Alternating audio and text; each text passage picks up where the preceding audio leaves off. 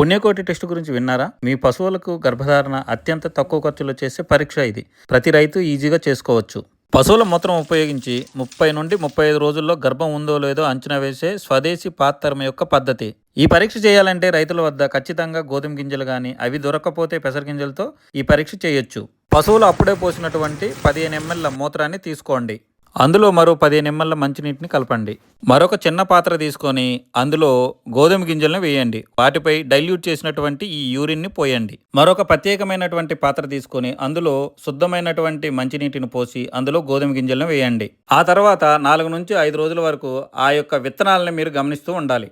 విత్తనాలు మొలకెత్తకపోతే ప్రెగ్నెంట్ అయినట్టు, మొలకెత్తితే ప్రెగ్నెంట్ కానట్టు. ఈ పద్ధతి చాలా సింపుల్ గాను తక్కువ ఖర్చుతో ఫార్మర్కు చాలా యూస్ఫుల్ అవుతుంది. ఇందులో ముఖ్యంగా చెప్పాలంటే ఇది 100% సైంటిఫిక్ కన్ఫర్మేషన్ అయితే కాదు.